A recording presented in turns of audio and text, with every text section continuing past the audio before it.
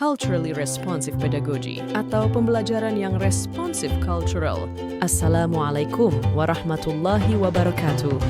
Perkenalkan kami dari kelompok 3 yang beranggotakan Anggit Paramitasari, Fitri Umaroh, Ira Halimatus Sa'diyah, Lydia Berlina, Laras Nur Aini Pratiwi, Ukhti Masaul Husna. Pada kesempatan kali ini kami akan mempresentasikan materi kami yang berjudul Culturally Responsive Pedagogy atau pembelajaran yang responsif cultural. Keberagaman budaya Indonesia. Bangsa Indonesia merupakan bangsa yang majemuk dengan kekhasan suku dan budaya dengan beragam latar belakang yang berbeda. Indonesia memiliki lebih dari 1.300 suku bangsa dengan jenis yang beragam, dengan jumlah populasi setiap suku bangsa juga sangat bervariasi.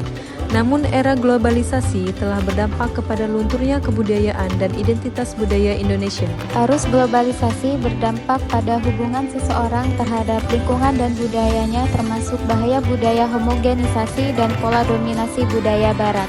Hal ini juga berdampak kepada generasi muda pada lunturnya nilai-nilai nasionalisme. Pelestarian budaya sebagai antisipasi dampak globalisasi melalui berbagai aspek perlu terus dikembangkan. Salah satu aspek yang dapat mengembangkan identitas budaya sebagai sarana untuk melestarikan budaya, khususnya pada generasi muda, adalah melalui pendidikan. Tantangan pendidikan pada era globalisasi telah mendorong pemerintah mengembangkan berbagai upaya untuk mengembangkan identitas budaya siswa. Salah satu model pembelajaran yang dapat diterapkan dalam pembelajaran adalah CRP. CRP, Culture Responsive Pedagogy, adalah model pembelajaran yang mengaitkan budaya daerah dengan mata pelajaran siswa di sekolah, mengenalkan siswa dengan lingkungan sosial alam dan budayanya, sehingga keberagaman suku dan budaya Indonesia menjadi tantangan bagi pendidik untuk merancang pembelajaran yang disesuaikan dengan keberagaman Indonesia. Mau tahu tentang CRP lebih dalam? Yuk kita pelajari bersama! Definisi Culturally Responsive Pedagogy, pembelajaran tanggap budaya atau yang juga dikenal dengan istilah Culturally Responsive Pedagogy atau CRP adalah suatu metode pembelajaran yang berfokus pada adanya persamaan hak setiap peserta didik untuk mendapatkan pengajaran tanpa membedakan latar budaya mereka. Dalam dunia pendidikan, pembelajaran tanggap budaya adalah model pendidikan teoritis yang tidak hanya bertujuan meningkatkan prestasi peserta didik, tapi juga membantu peserta didik menerima dan memperkokoh identitas budayanya. Baik, yang selanjutnya adalah terdapat 3 proposisi pendidikan tanggap budaya menurut Lesson Billy pada tahun 1990. Proposisi pertama dari pendidikan tanggap budaya adalah bahwa peserta didik mencapai kesuksesan akademik. Ini menekankan pentingnya bagi setiap peserta didik untuk mencapai prestasi yang memadai dalam lingkungan pendidikan. Proposisi kedua menyatakan bahwa peserta didik harus mampu mengembangkan dan memiliki kompetensi budaya. Ini menekankan pentingnya pemahaman dan penghargaan terhadap beragam budaya serta kemampuan untuk berinteraksi secara efektif dengan orang-orang dari latar belakang budaya yang berbeda. Proposisi ketiga menyatakan bahwa peserta didik perlu membangun kesadaran kritis sehingga mereka dapat berpartisipasi dalam merombak tantangan sosial yang tidak adil.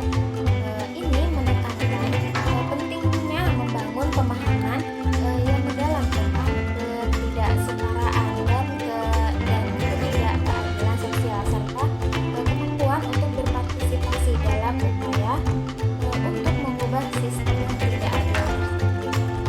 Selanjutnya adalah prinsip-prinsip pendidikan tanggap budaya. Yang pertama adalah pentingnya budaya, yaitu pentingnya budaya dalam konteks pendidikan. Kedua, pengetahuan sebagai konstruksi sosial, memahami bahwa pengetahuan terbentuk melalui interaksi sosial dan konteks budaya. Tiga, inklusivitas budaya, memastikan pendidikan inklusif bagi beragam latar belakang budaya. Keempat, prestasi akademis tidak terbatas pada dimensi intelektual, mengakui bahwa prestasi akademis tidak hanya terkait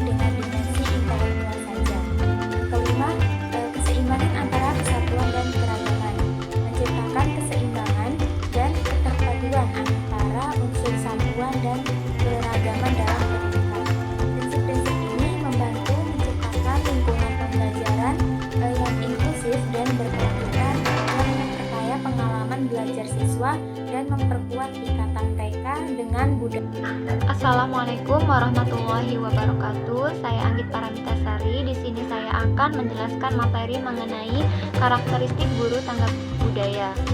Baik, di sini menurut Villegas dan Lucas tahun 2002, ketika membahas mengenai karakteristik peserta didik, itu ada 6 ciri-ciri menurut pendapat kedua ahli tersebut. Ciri-ciri yang pertama yaitu mempunyai kesadaran sosiokultural, yang kedua mempunyai afirmasi terhadap keragaman latar belakang peserta didik, yang ketiga mempunyai kepercayaan diri dalam mengemban tugas, yang keempat memahami bagaimana peserta didik mengkonstruksi pengetahuan dan mendorong peserta didik untuk mengembangkan konstruksi pengetahuannya tersebut, yang kelima mengetahui pola hidup peserta didik, dan yang keenam menggunakan informasi mengenai pola hidup peserta didik untuk mendesain pembelajaran yang bermakna.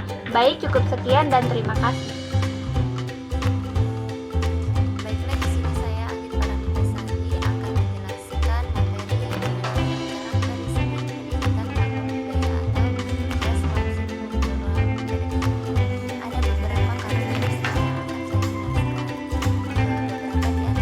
Beberapa di antaranya, yang pertama yaitu positive perspective on parents and teachers. Artinya bahwa guru membangun hubungan baik dengan orang tua ataupun keluarga peserta didik. Kemudian yang kedua yaitu communication of di sini artinya guru memberikan apresiasi kepada peserta didik yang memiliki prestasi yang baik, dan guru juga memberikan simpati serta semangat atau motivasi kepada peserta didik yang belum mencapai prestasinya dengan baik. Kemudian selanjutnya ada communication. Baiklah, selanjutnya ada learning within the context of culture. Di sini bahwa di dalam suatu sekolah ataupun di dalam yang kecil yang kelas terdiri dari beberapa peserta didik yang berbeda. Jadi sekolah harus mampu menyediakan pembelajaran dan sesuai dengan peserta didik. Baik, saya Uhti Masaul Husna akan melanjutkan penjelasan dari Saudari Anggit Paramitasari masih dalam materi karakteristik culturally responsive teaching. Karakteristik yang selanjutnya yaitu ada student centered instruction atau pembelajaran yang berfokus pada siswa. Artinya pembelajaran ini harus membuat peserta didik itu lebih aktif daripada gurunya. Karakteristik yang selanjutnya itu ada culturally mediated instruction, yaitu di mana pembelajaran yang berlangsung harus menimbulkan kesadaran dan juga keberagaman antar peserta didik. Yang selanjutnya ada karakteristik reshaping the curriculum, yaitu sekolah dianjurkan atau diwajibkan untuk membuat kurikulum yang dapat membangun karakteristik peserta didik dan juga tidak hanya berfokus pada hasil. Karakteristik yang terakhir adalah teacher as facilitator, atau artinya teacher sebagai fasilitator. Maksudnya adalah guru di dalam pembelajaran harus bertindak sebagai fasilitator, yaitu memfasilitasi peserta didik selama pembelajaran berlangsung. Kelebihan dan kekurangan CTR dalam pembelajaran. Yang pertama, kelebihannya yaitu meningkatkan motivasi dan partisipasi siswa. Kenapa? Karena pendekatan ini dapat meningkatkan motivasi karena siswa itu merasa diterima dan dihargai dalam lingkungan kelas yang inklusif dan ramah budaya, sehingga meningkatkan motivasi siswa. Lalu yang kedua, meningkatkan pemahaman siswa. Pendekatan ini dapat meningkatkan pemahaman siswa terhadap materi pelajaran karena materi pelajaran dihubungkan dengan pengalaman dan kepercayaan budaya siswa.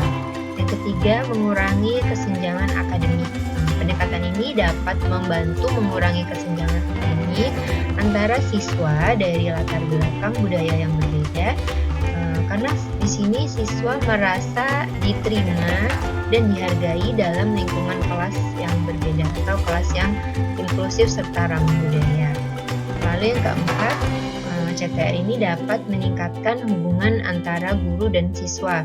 Kenapa? Karena guru itu memperhatikan keberagaman budaya siswa dan menciptakan lingkungan kelas yang inklusif. Lalu ada kekurangan dari penerapan CTR. Yang pertama, memerlukan waktu dan usaha yang lebih. Karena pendekatan ini memerlukan waktu dan usaha yang lebih dari guru, karena guru perlu memahami dan menghargai keberagaman budaya siswa serta memperhitungkan perbedaan tersebut dalam perencanaan dan pelaksanaan pembelajaran. Yang kedua, memerlukan pengetahuan dan keterampilan khusus, karena pendekatan ini memerlukan pengetahuan dan keterampilan khusus dari guru seperti pengetahuan tentang budaya siswa dan keterampilan dalam menggunakan strategi pembelajaran yang sesuai dengan keberagaman budaya siswa. Lalu yang ketiga, tidak semua siswa merespon dengan baik. Kenapa? Karena pendekatan ini beberapa siswa mungkin tidak terbiasa dengan lingkungan kelas yang inklusif dan ramah budaya. Lalu yang keempat adalah tidak mudah diukur. Efektivitas pendekatan ini tidak mudah diukur karena sulit untuk mengukur dampak dari lingkungan kelas yang inklusif dan ramah budaya terhadap kemajuan siswa. Saya akan menjelaskan contoh penerapan CTR atau Culturally Responsive Teaching pada proses pembelajaran. Yang pertama yaitu menciptakan kelas yang inklusif dan ramah budaya. Di sini guru menciptakan kelas inklusif, yaitu kelas yang sangat menjunjung tinggi penerapan toleransi pada perbedaan. Jadi dalam kelas inklusif atau multikultural atau ramah budaya, individu ini berbeda dengan lainnya, yaitu latar belakang sosial budaya. Jika inklusif ini berbeda dalam mental dan fisik. Lalu yang kedua, peserta didik terlibat dalam pemahaman budaya melalui tugas yang diberikan. Jadi guru memberikan tugas kepada siswa agar siswa memiliki pemahaman terhadap budaya. Lalu yang ketiga, menggunakan bahan bacaan atau materi yang relevan. Di sini guru dapat menggunakan bahan bacaan yang relevan dengan kehidupan siswa serta memperkenalkan contoh-contoh yang terkait dengan budaya siswa. Lalu menggunakan strategi pembelajaran yang beragam. Guru dapat menggunakan strategi pembelajaran yang beragam seperti diskusi kelompok, proyek kolaboratif, dan presentasi. Hal ini dapat membantu siswa belajar dengan cara yang sesuai dengan gaya belajar mereka. Lalu yang kelima, mendorong partisipasi aktif siswa. Guru dapat mendorong partisipasi aktif siswa dalam pembelajaran dengan memberikan kesempatan kepada siswa untuk berbicara dan berbagi pengalaman mereka. Guru juga dapat memperhatikan perbedaan individu di antara siswa dan memberikan dukungan yang sesuai dengan kebutuhan masing-masing siswa. Lalu peserta didik terlibat dalam refleksi nilai-nilai dan pemahaman mereka dengan menyajikannya dalam sebuah tugas. Di sini peserta didik melakukan refleksi terhadap nilai-nilai serta pemahaman mereka dalam sebuah proyek. Baik, saya akan melanjutkan materi selanjutnya, yaitu tentang langkah-langkah implementasi CRT yang dapat membantu menciptakan lingkungan kelas yang inklusif. Yang pertama yaitu mengetahui dan memahami tentang budaya siswa. Jadi, seorang guru harus mengetahui tentang budaya yang dimiliki oleh peserta didik yang kita ajar. Hal ini bertujuan supaya antara peserta didik dan guru dapat meningkatkan keeratan supaya dalam sistem pengajaran lebih mudah dipahami. Dan yang kedua yaitu mengintegrasikan budaya dan dalam kurikulum. Nah, peserta didik ataupun guru dapat memilih materi pelajaran yang relevan dengan budaya dari peserta didik yang ada di dalam kelas tersebut. Nah, siswa dapat mengaitkan dengan pengalaman hidup mereka. Hal ini supaya peserta didik juga dapat mudah memahami tentang materi-materi yang akan mereka dapatkan di dalam kelas jika dikaitkan dengan budaya yang memang biasa terjadi dalam kehidupan mereka. Dan yang ketiga yaitu membangun lingkungan belajar yang inklusif. Nah, Menciptakan lingkungan belajar yang inklusif ini adalah kunci dalam implementasi CRT. Jadi dalam suatu lingkungan belajar itu dibutuhkan lingkungan belajar yang inklusif supaya dalam proses pembelajaran juga berlangsung secara baik dan efisien. Dan yang keempat yaitu mengadopsi strategi pengajaran yang responsif budaya. Hal ini dapat mencakup memanfaatkan berbagai macam budaya pembelajaran, teknologi, cerita atau contoh dari budaya siswa, serta mengadaptasi metode pengajaran untuk memenuhi kebutuhan individu. Langkah selanjutnya yaitu mendorong pembelajaran aktif dan partisipatif. Jadi seorang guru harus mendorong pembelajaran peserta didik di dalam kelas supaya aktif dan partisipatif. Hal ini bisa kita mulai dengan cara diskusi, terus kolaboratif, terus penggunaan sumber daya yang relevan dengan budaya siswa. Jadi ketika kita menyinggung dengan budaya siswa, hal tersebut dalam proses pembelajaran ketika kita menggunakan budaya siswa tersebut, hal itu bisa cepat dimengerti oleh peserta didik karena memang sudah terbiasa mereka alami di kehidupan sehari-hari. Dan yang keenam yaitu evaluasi yang responsif. Jadi evaluasi yang responsif ini yaitu menggunakan berbagai macam metode evaluasi yang mempertimbangkan keberagaman siswa yang berada di dalam kelas tersebut. Nah, seperti penilaian formatif, sumatif, dan diagnostik. Nah, penilaian ini juga dapat kita tawarkan ataupun disesuaikan dengan keadaan peserta didik yang berada di dalam kelas. Terus yang ketujuh yaitu pengembangan profesional yang berkelanjutan. Guru dapat terlibat dalam pelatihan seminar atau komunitas belajar yang fokus pada praktik pengajaran yang responsif terhadap budaya. Jadi, kesimpulan presentasi kami pada kesempatan kali ini yaitu pentingnya kearifan lokal dijadikan sebagai salah satu komponen dalam pendidikan guru di tanah air, terkait dengan upaya untuk memperluas wawasan dan kompetensi budaya pendidik dalam melaksanakan tugasnya.